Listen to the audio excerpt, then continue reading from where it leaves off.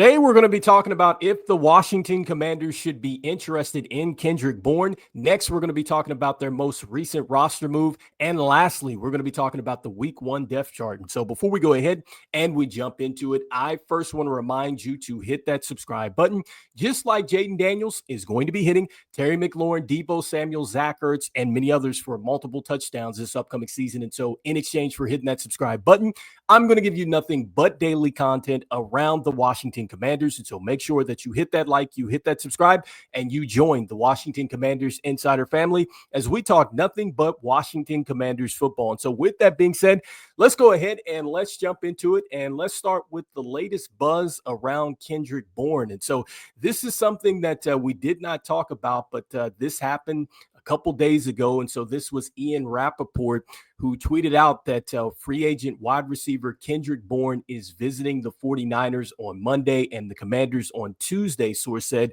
the framework of a deal is in place for both just in case. And so you see that the date was the 28th. And so that was last Thursday here. And so that leads us to the question, should the Washington Commanders really be interested in adding Kendrick Bourne? And so, look, I think that Kendrick Bourne would be a solid pickup for the Washington Commanders.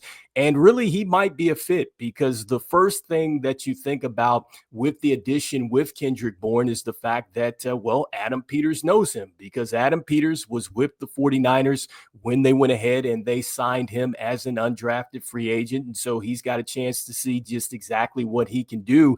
And so he was a pretty productive with the 49ers. And I think that you are looking at a player that was also pretty versatile. In fact, when you look at the stats here for Kendrick Bourne, you're going to see a guy that not only can he catch the football, but he also has the ability to carry the football and do some damage that way. And so you're looking at a guy that perhaps you can get him on the perimeter with maybe some of these jet sweeps and things like that. I'm not willing to say that he would be like Deebo in the sense that you can line him up in the backfield and just run right at a defense. But I do think that he does fit, a lot of maybe what the Commanders want to do on offense as far as just utilizing their wide receivers and just really everybody out there and just be a versatile group. And so just looking at one of his more productive seasons in the National Football League, it's going to be in 2020, where he was with the 49ers. He had 49 catches there. He came back in 2021. He had 55 catches, and that's when he went to the New England Patriots in his first year. And then when you look at the yards, his best season, 800 yards. And so that was in 2021. His best season as far as TDs were concerned, he had 5. And so he had a pretty productive year that year. And then when you look at what he was able to do on the ground, his most productive season, 12 carries, 125 yards. That was the first year with the New England Patriots. And so he's had some production, both, just as a pass catcher and a runner. I think really kind of the downside, in looking at Kendrick Bourne and just really what the addition would look like is this is a guy that did, tear his ACL in 2023. And so he had a little bit of a down season, the following season here. But, if it's Adam Peters' guy, I think we definitely trust that he would go out and make a signing that would make sense for this football team. And I just think that if you add, Kendrick Bourne, you're not necessarily asking him to come in and take a major role, at least to start off. I think that this is maybe an addition that would help you later on when you're trying to make a deep run, heading into the playoffs, and you're hoping that this is a player that can help you throughout the playoffs. I think that the Commanders were really looking for a veteran player that they could lean on, and it just didn't happen with Michael Gallup and KJ Osborne. Those things just didn't work out. And so maybe, Kendrick Bourne is going to be the answer there. And I'm not saying that he comes in and he's going to be the guy that, immediately replaces the production that we got from Jamison Crowder last year or, from Zacchaeus or even De'Ami Brown. But I do think that the Commanders collectively are just trying to figure out, okay, how are we going to go ahead and figure out a way to just really surpass that type of production that we got from those players. And so Kendrick Bourne might be an answer here for this team. And so let's see what happens. Again, this was something that was reported by Ian Rappaport. This was on the 28th of August there. And so you guys let me know in the comments, should the Washington Commanders be looking to go out and add Kendrick Bourne? And so the next thing that I wanted to talk about here was of the latest roster move for the Washington Commanders. And so it looks like that they have gone out and they have added Darrian Dalcourt. And so Dalcourt is a player that played center, some center actually, for the Alabama Crimson Tide when he was in college. He came out as an undrafted free agent, and then he got picked up by the Baltimore Ravens there. And so he's played in 41 games. This is a guy that made the 16 starts at center when he was in college. He did transition over to the guard, and so he's going to be on the practice squad. And so let's see what happens here if he kind of paves his way with this roster. And so I definitely think that the offensive line is definitely one of the stronger points with this team, and I just can't wait to see what they do in week one. And so this is the most recent addition to the football team.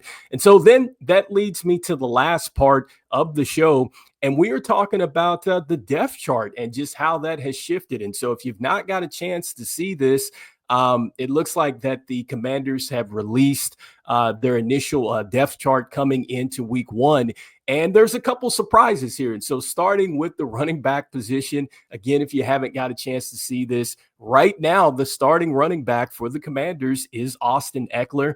And then RB2 is Jeremy McNichols. Then you have Chris Rodriguez Jr. at 3. And then Bill Krosky-Merritt is going to be RB4. And so this is the initial week one chart coming in. And then also, too, I think another surprise is that when you go down and you look at the special teams right now, you will see that Deebo Samuel is going to be the kick returner. You have Jalen Lane as the punt returner. And so not necessarily, I think, a shock there. I thought that maybe you would see maybe Jalen Lane back there with Deebo Samuel, or maybe heck even listed as the kick returner and the punt returner. But Luke McCaffrey is going to be backing up both of those players. And then when you look at the offensive line, very interesting right there, because right now on the offensive line, it has Josh Conley Jr. as the starter at the right tackle position. He's being backed up by Trent Scott. And then it has Nick Allegretti as the backup center here. And so those are the shifts. And then you see that Andrew Wiley, he's going to be playing behind Nick Allegretti for the right guard position right now. So it says or Andrew Wiley. And so interesting to see a little bit of the line shift coming into this. And so not to buy too much into this, I mean, this is a week one, roster chart going in. And so this is something that definitely can change, but I do think that it's going to be interesting to see how this running back situation plays out, because I think a lot of us, and definitely myself, we've been talking about Chris Rodriguez Jr. being the lead back along with Bill Krosky-Merritt. And so to see that they would roll Austin Eckler out there in week one, but again, it's week one, things can change week to week. And really that's what it's all about anyway. You're constantly making adjustments. And so I thought that was some of the surprises here with that. And so you guys let me know in the comments what you guys are thinking here. And then just to go back again, just a little bit more to this Kendrick Bourne situation, one of the things that I want to also put out there is that, with him coming in and him possibly contributing, you have to think about this. Would he, kind of cut into the production of a Luke McCaffrey and a Jalen Lane? So I think that is why, even if they do add Kendrick Bourne, that's one of the reasons why I'm not sure he would be necessarily a major contributor, just to start off. I think that they would want to see what happens, with our rookies and things like that. And also too, Noah Brown in that situation, you're hoping that he doesn't get injured. But I think that adding a guy like Kendrick Bourne is going to help you just in case, players don't get up to the expectations that you want during the season or injuries happen. And then, like I said, you can expect for him to just really have to fit in where he can, because we know that, Jaden Daniels is going to be hitting guys like Zach Ertz. He's going to be hitting Terry McLaurin, Deebo Samuel, and he said that he's going to spread the football around, but you're just hoping that a guy like Kendrick Bourne can come in, hitting the ground, ready to go, and really a guy that the Commanders can really rely on towards just the back half of the season as they make hopefully a deep playoff run to the Super Bowl. And so you guys let me know in the comments here, do you think the Commanders should go out and sign Kendrick Bourne? Also, too, let me know what you guys are thinking here with the latest roster move in adding somebody here on the offensive line in, again, Darrian Dalcourt. And then lastly, let me know what you guys are thinking about this week 1 depth chart coming in. And so, as we always say, look, go Commanders, and I will see you guys on the next one. All right, peace.